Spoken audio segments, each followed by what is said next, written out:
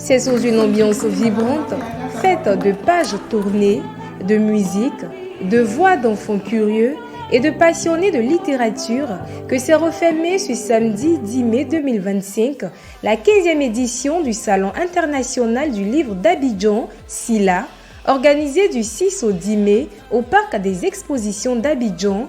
Cette édition s'est tenue sous le thème évocateur « Le livre racine », un appel puissant à la mémoire, à l'ancrage culturel et à l'espoir. Porté par l'Association des éditeurs de Côte d'Ivoire, ACEDI, avec le soutien du ministère de la Culture et de la Francophonie, le SILA 2025 a une fois de plus confirmé son statut de carrefour culturel incontournable en Afrique de l'Ouest. 5 pays invités d'honneur dont l'Haïti, la Guyane française, la Guadeloupe, la Martinique et Saint-Martin.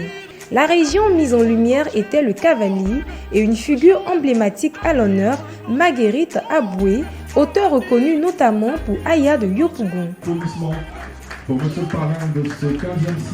La journée du 6 mai a ouvert le bal avec une cérémonie officielle marquée par la présence d'éminentes personnalités telles que le chancelier Ali Koulibaly, parrain de cette 15e édition, Adama Bictogo, président de l'Assemblée nationale, Dr Eugène Aka Aoulé, président du CESEC, Amadou Koulibaly, ministre de la Communication, Françoise Remac, ministre de la Culture et de la Francophonie et bien d'autres personnalités.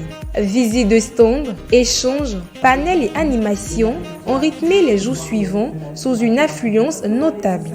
Jeudi 8 mai, le Premier ministre Robert Begré-Mambé a tenu à marquer de sa présence cet événement qu'il qualifie de formateur par essence. Le livre est un voyage très important qui nous permet de découvrir plusieurs paysages et de consolider notre vision du monde. Premier élément. Deuxième élément, le livre est une famille.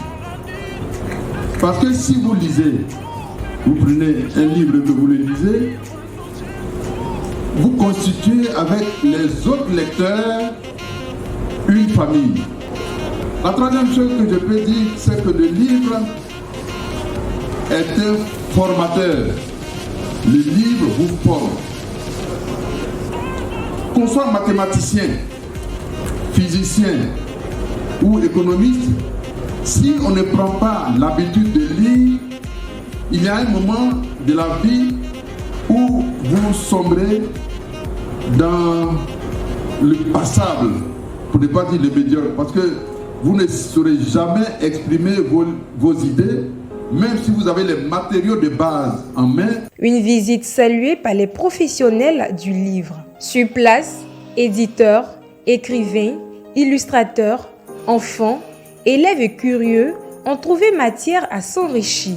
Du stand du groupe classique ivoirien et classique africain, en passant par les maisons d'édition panafricaines, le SILA a été ce lieu où les livres prennent vie. Alors pour moi, ça s'est bien passé. C'est mon 2e jour au SILA. Il y a plusieurs jeunes qui sont venus au stand, qui apprécient le fantastique, donc je ne peux qu'être contente en fait. Voilà. Je leur souhaite une bonne lecture et j'espère que vous avez acheté de nombreux ouvrages et qui vous plairont et que vous reviendrez l'année prochaine au prochain SILA. Toujours un grand plaisir de participer au SILA. C'est toujours une très bonne chose parce que bien sûr d'abord on vend des livres, mais on rencontre des gens que j'avais pas eu l'occasion de voir depuis 1 an, depuis 2 ans, des professionnels, des amis. Et c'est toujours encore le plus important, c'est les réactions des lecteurs potentiels, les questions qu'ils posent.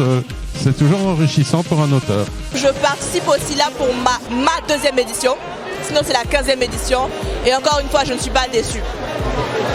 J'ai plein de livres, j'en ai encore ici.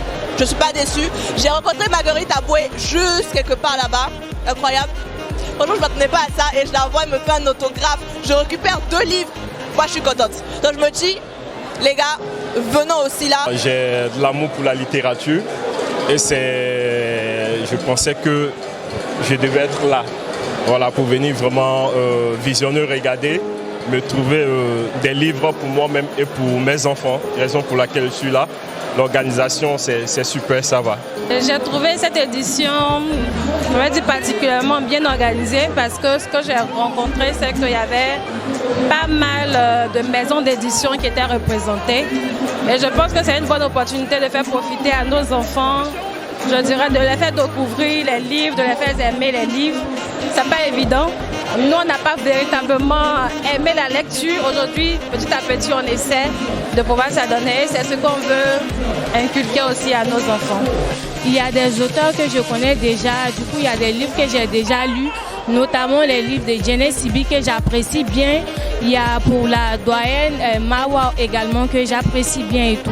Là, je viens de découvrir également le stand de Classiques d'Afrique qui nous ont offert des livres gratuitement pour notre projet de bibliothèque. Elle met en lumière la littérature en Côte d'Ivoire parce que moi déjà j'étais étonnée de voir autant de monde aussi là, contrairement aux années précédentes et tout.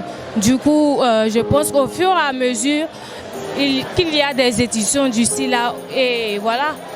Oui, c'est ma première fois. J'ai entendu parler depuis l'année passée. Et puis cette année, j'ai décidé de venir prendre part pour voir qu'est-ce que le SILA nous propose, nos visiteurs.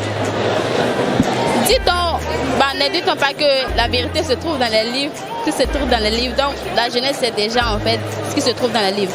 Donc mon message, c'est d'inciter mes jeunes frères, étudiants surtout, à prendre part aussi là, parce que c'est un monde qui s'ouvre à la connaissance, qui s'ouvre à tout, parce que les livres, c'est la vie. Tout se trouve dans les livres. Pour cette 15e édition, on a souhaité qu'il soit plus grand parce que le SILA gagne en maturité. Donc pour cette 1e édition, on souhaiterait qu'il soit grand et on s'est rendu compte qu'il y a eu quand même du monde, mais sauf que bon, on n'était pas dans la grande salle comme l'année dernière et vu l'engouement, la chaleur, tout ça, donc les gens ne restaient pas longtemps sur le stand. Donc on peut dire qu'il est bon parce qu'il y a eu du monde, franchement il faut le dire, puisqu'il y avait d'autres événements avec le SILA. Donc on a pu profiter du public des autres événements et vraiment on est satisfait du côté engouement. Comme chaque année, le groupe Les Classiques sort toujours de nouveaux livres. Donc pour cette année, nous avons sorti une douzaine d'ouvrages, que ce soit avec les classiques ivoiriens comme les classiques africains. Et le public a vraiment apprécié le livre, surtout dans sa conception et dans son originalité. Dans les allées, les échanges ont fusé, les signatures d'auteurs se sont multipliées, les regards d'enfants émerveillés devant les illustrations ont redonné sens à la vocation du livre. Au moment de tirer le rideau, les mots qui reviennent sont émotion, engagement, richesse et transmission. En disant qu'il faut que la question du livre soit une cause nationale. Donc c'est autour de cet appel-là que nous devons tous fédérer, mutualiser nos énergies, nous concentrer pour justement faire de notre pays ce pays qui se veut être cette plateforme, ce marché africain des cessions et des achats de droits. Parce que la littérature est un territoire sans frontières.